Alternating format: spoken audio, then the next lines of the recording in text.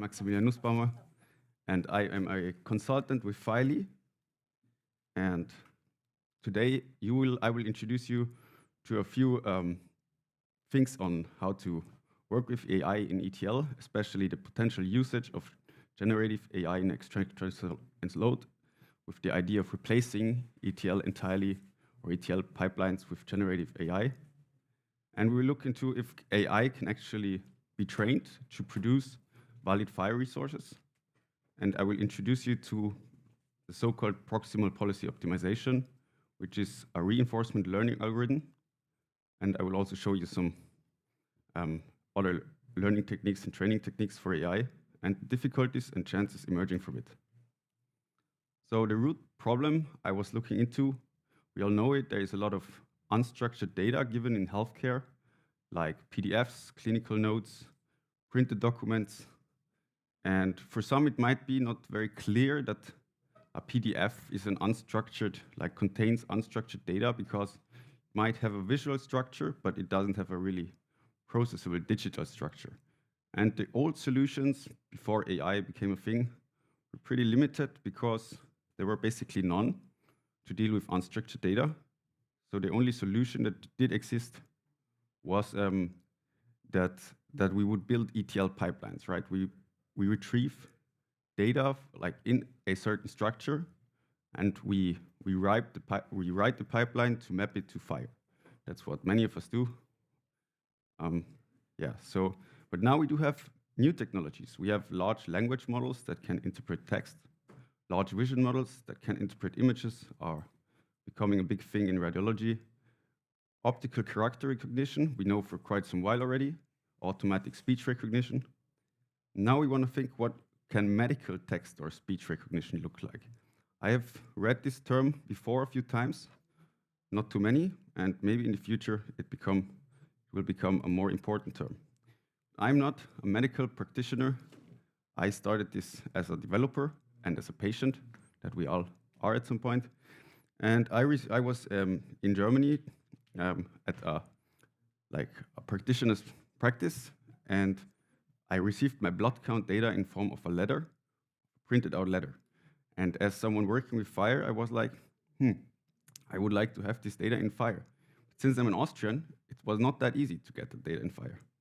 So I thought, I will now try to make a photo of it with my phone, use a scan app, and then use a pre-trained OCR lib to convert it to a text format, which is then essentially unstructured text. Looks very messy. Then I used GPT for free, which is a nice framework that provides the ability to use different public AI agents for free.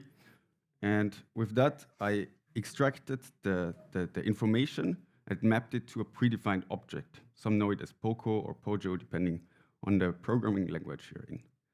And from this predefined object, I essentially was doing usual ETL. I converted it to FHIR.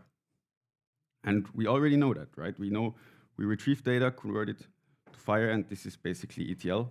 But here it was enhanced by doing this with unstructured data. But that's not yet the goal of this, right? So here you can see what the after OCR means. It looks pretty messy, so even a human would be confused what's going on here. But the findings were essentially, like when I gave the command, like, can you please put this, like the blood details here, it says blood details, it's my predefined object. And with this, I let AI basically retrieve the information from my blood count. And the first findings were, it does work. So public AI agents were able to correctly return the predefined simple object structure. And from that input, or from that point, I could map it successfully to FHIR, thus having a 100% validity on the FHIR resources I produced.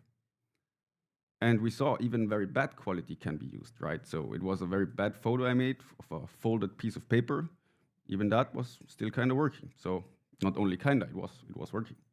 So I thought, but what if we now try to give it predefined structure definitions, code systems, examples, and say, now just here's my data, give me the FHIR resources, valid everything. And with the public AI agents, that wasn't highly successful. It says 2% validity here, because essentially at some point I narrowed it down, and which means I reduced the amount of data I wanted to produce, because a blood count has a lot of data. I reduced it, and then it was eventually able to correctly build some valid FHIR data. And that's not enough, right? When you see 100% with the AI-enhanced ETL pipeline versus 2%, or let's say optimistic 2%. And that is when I did some more research. And I found out that further training is required to skip this predefined structure. Essentially, making AI replace ETL cannot be done just like that, but you need to train AI, of course. And also, using third-party agents might not always be applicable in healthcare due to data privacy. So some might want to have their own language model dealing with the data. And so I tried it with prompt engineering, but as said, I couldn't go over these slightly narrowed down use case of having little amount of data mapped. And so I found out, yeah, there's either supervised fine-tuning to proceed. We know this from like if you have input data and output data, that you know that's the right one, like true, the one you wanna have the AI reproduced. That's called supervised fine-tuning. And there is reinforcement learning, which I will now go into a little bit. It means you train an AI doing something by giving it rewards. So here we see the objective formula. Don't need to go into much detail there. It just means we maximize the reward. And we also want it to explore by maximizing entropy. And we want to stay still kind of conservative, not kind of making up new things in every run. So we have the penalize, we penalize KL divergence, and we essentially want to minimize the loss at some point. The predecessor is the trust region policy optimization. Some might have heard of that. And proximal policy optimization has been introduced by OpenAI in 2017. So that's a pretty cool thing. And as said, it works with rewards. I have made a PPO reward scale for that, which is based on a syntax and a structure reward. The semantics reward is actually not in this reward scale, because this needs to be done by a human to find out if, like a practitioner needs to find out if that is actually the medical data he wanted to be produced there. But essentially, you can say, if I have an invalid JSON, I punish the AI basically by giving it a reward of -1. You can say, if it is valid, then I increase the reward given based on the validity of JSON or FHIR. So I gave it a try with some on vast.ai. It's a platform for renting some computing power for doing this, because essentially you need a lot of computing power for that. And I found out you need some supervised fine-tuning. So just in case you want to do this in the future, it's good to kickstart your training algorithm with some fine-tuning, which means you don't need a lot of data, but maybe 50 inputs with outputs, you know, that should be the thing. And then it already knows where to go, and it knows some FHIR, essentially. But there are also variations of proximal policy optimization. We don't go into much of detail, just for one on the next slide. There's sentence transformers, known as SPERT, RAG, known as retrieval augmented generation. It's meant for prompt engineering. And there is the idea of automatically feeding the validation errors from FHIR validation back into the AI as part of the learning algorithm. And also, which can always be very helpful, and you might see it when you communicate with ChatGPT, it has a lot of context. It uses chunks to be able to compute this, and a dynamic context window. Essentially, it means you are able to shift rewards once your AI has reached a certain plateau or level. So now, let's go into the post-decision proximal policy optimization. I'm very sorry for that. No, you were looking at this as confused as I was the first time I saw it. Essentially, I did research when I had plateaus in my training, and there is a lot of research going on. So there is like, every month, I feel like a dozen of mathematicians and computer scientists release a paper on how to improve algorithms, do some new stuff. And I read through some of them, and one was introduced by Felizardo just recently in April. And I thought this could be a good thing for me. because essentially this is adding another post-decision state after the deterministic rollout. So usually you do not need a deterministic rollout, which means reproducible rollout. If you say the same thing twice to the AI, you would receive the same output. That's determinism in that case. But that you don't usually need it. In my case, I used it because it can improve the reward curve over time and thus speeding up the learning. And I think it did in my case. So I was using it and this additional state, so you have some more computing power needed for that certain step to be done. But after, it will use that post-decision state for calculating an estimate on how it should change his policy, like the agent. Right. And the future scope, actually, we might already have thought of it. We can prepare a lot of data for research, or we can also use it for existing structures like HL7 version 2. We can use it for unstructured data, but essentially structured data mapping is easier. So if this works with unstructured data, it's easier and will faster work with structured ones. And what is possible from it is to immediately visualize any health data. So when we say medical speech recognition, it means we speak, we dictate, or the medical practitioner dictates, and immediately it pops up in the EHR what he dictated. So for this, it needs to be in the FHIR standard, it needs to be valid. And yeah, we also have found out recently it became a thing, the function calling in AI, which means AI agents can call functions if you make them do it, if you let them do it. So essentially, you can train the AI to validate data itself. Currently, I use it as a reward step. So I wait for the output, then I validate it, and depending on the validation result, I give a reward. But essentially, you can make the AI do the validation itself. Also, direct preference optimization can be used to further enhance this.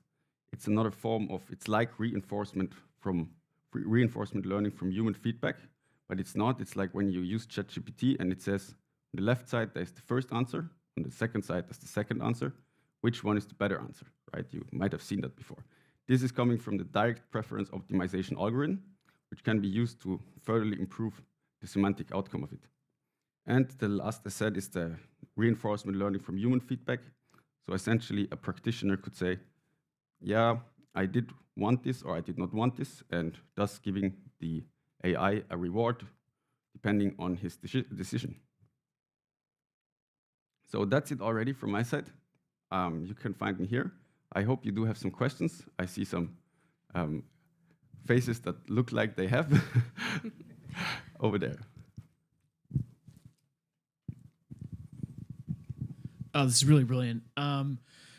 Which model did you use as the base for your fine tune? At first, I started with a Llama 3 billion parameters, then I switched over to a Mistral 7 billion parameters. Did you do any comparison on parameter size and latency and sort of, because one of the motivations for doing this could be to produce a model that responds much faster than the SOTA foundation models? Well, I have tried it with a pre-trained model, like for certain instruction tasks, and in the end, I went with the Mistral 7 billion instruct, actually. So this one is pre-trained for instructions, which of course gains faster traction than an untrained one. And I noticed that, and that also motivated me to switch the models and test out new models. The one I stayed with was the Mistral 7 billion, to be correct, pre-trained for instructions. Thank you. Other questions? Thank you. Nice. Sorry, I see a question. He started already. I'm just asking that we repeat it for you. Okay. Yeah. Thank you for talk. I was always confused using like fine tuning and reinforcement learning versus working on a context and doing RAG and all this stuff. So have you tried to compare these two approaches and which works better? Because, yeah, so I just asked Claude about fine-tuning. You need a lot of examples, yes, to do this. And you could not do this with the commercial models like Anthropic and OpenAI. You can use OpenAI for training, but they don't support the PPO, like the policy proximal optimization, because they only allow supervised fine-tuning. Okay. And the RAG, the retrieval augmented generation, it's part of the prompt engineering. Yeah. So it's not essentially part of the training of the AI. So you would do that before training the AI, or like meanwhile, it's during the modeling process, you improve your prompts in order to improve your outputs. Like you essentially do this all the time. And SPIRT is one way to do it. So I did like, which FHIR profiles and which FHIR resources do I actually want to be mapped there? Because in a FHIR package, in a FHIR server, there might be tons of profiles and example resources, code systems, and I can't put them all in the prompt. Prompt will have too many tokens. I will wait many minutes. Maybe I will have an out of memory issue there, you know? So I reduced the token length by doing a SPIRT filter on it, and that only improves the prompt on this side. And then after, I still trained it with the algorithm.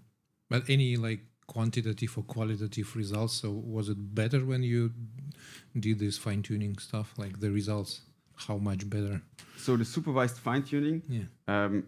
As said, it's a kickstart for the learning algorithm, the reinforcement learning. So you would start with a data set of about 20 to 50 input-output pairs. Is this enough to change the weights like of the LLM? So Yes. do you see the difference? Yes. Like before and after? It will start with complete gibberish, and after some fine-tuning, it will show something more realistic. You will see some JSON syntax. And I did like give the reward based on the position of the JSON parsing error. So if it's like parsing error in the position 1, because it's not essentially JSON, but some other text, then it gets a -1.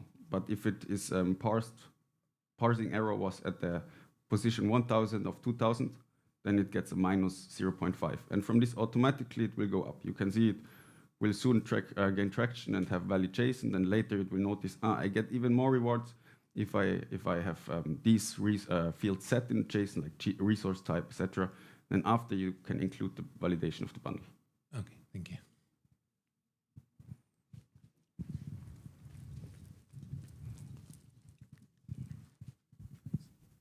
Hi. Something I've seen with my work is that large language models are really good with text because they have the context of the sentence.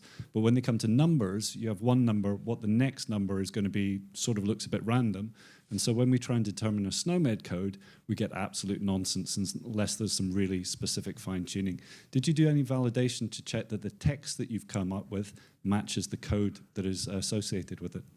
So in order to use the right codes, I would also give the code systems into the prompt, and as part of the SPIRT filtering for the retrieval augmented generation, it basically knows which to take from, maybe even the narrative added, you know, or the name of the codes, because they essentially have some names that do, you know, the SPIRT does convert the sentence into a 384 dimensional vector.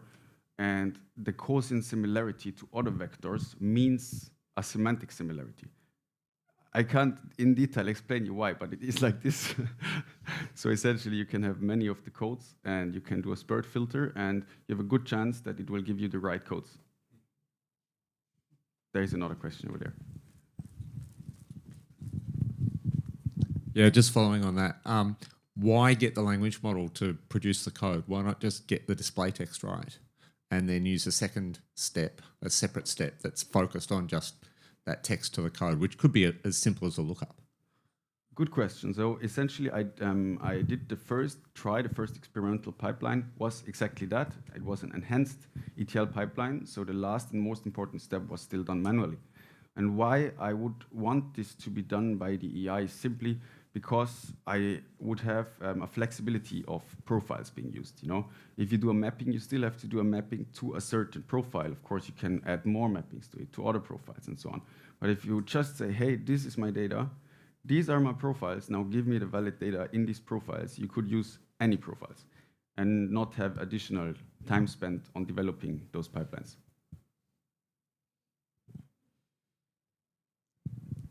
Any more questions from the room? We have maybe one more. Have you tried to apply MCP for this, for example, terminology resolution? When the LLM can call the lookup and like read out? I have not yet implemented the function calling, no. Any idea of a baseline of accuracy in the semantic coding of what you've pulled out? So let's say you have Max is a 35-year-old male with diabetes. 27, but yeah. Are you, well, what, 27, 35, whatever.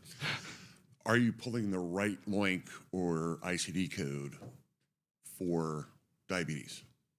Right, so it's a very good question. So in my research, I have landed at the most recent plateau. It was the FHIR data produced. It would contain less resources than expected. So it would be able to produce valid resources that even take the right code and everything, but only having one resource in the bundle when I expected 50.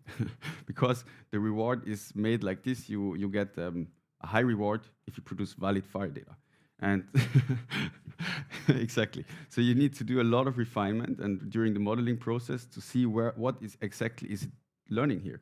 So in my case, it started learning to produce the least, the minimal amount of resources to get the highest reward, because essentially that's the easiest way to go. So yeah, at this point, I would have to maybe introduce another input saying I expect this many resources, but it's always hard to tell, right? It's hard to tell like how many resources do I expect from the given data. So this is the current question I'm asking myself, yes.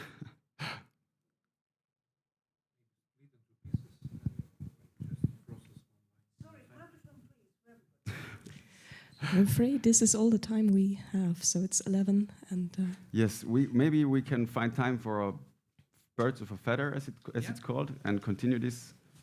I would be very happy to do that. Reserve a room for it. Yes, thank you very much for your attention.